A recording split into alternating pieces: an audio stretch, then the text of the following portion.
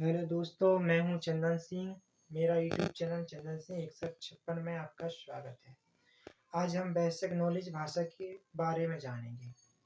तो सबसे पहले हम चलो आते हैं अपने कार्य पर। भाषा की परिभाषा। भाषा वही माध्यम है जिसके द्वारा व्यक्ति अपने भावों को एक दूसरे से प्रकट करता है। अपने भावों को एक दूसरे से प्रकट करता है।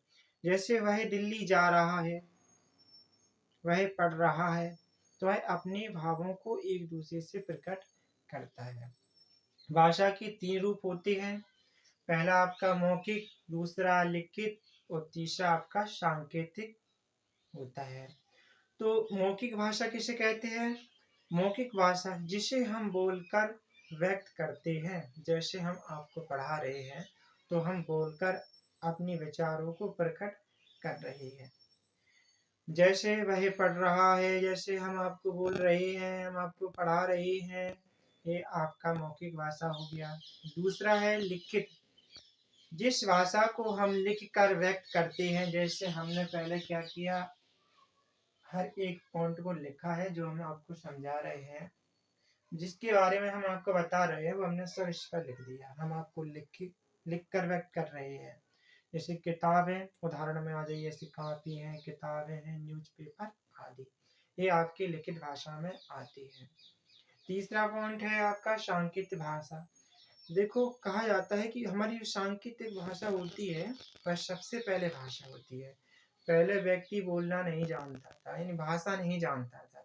वह क्या करता था, अपने इशारों के माध्यम से, जैसे कोई छोटा बच्चा होता है वो इशारा ही करता है, वो भाषा नहीं जानता तो वो इशारा करता है।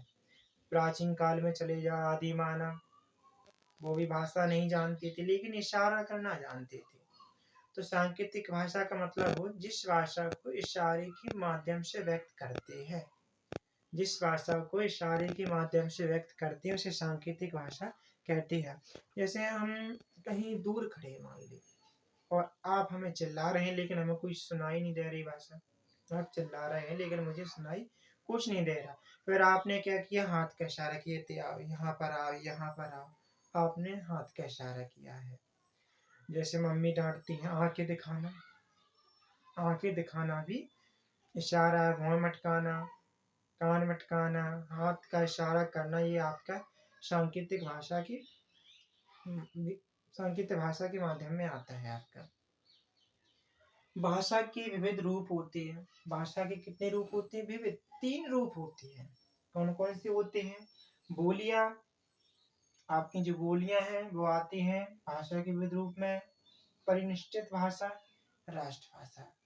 इसके बाद उपभाषा। हिंदी भाषा की 5 उपभाषा हैं। पहली उपभाषा है पश्चिमी हिंदी, पूर्वी हिंदी, बिहारी हिंदी, राजस्थानी हिंदी, पहाड़ी बोलियां।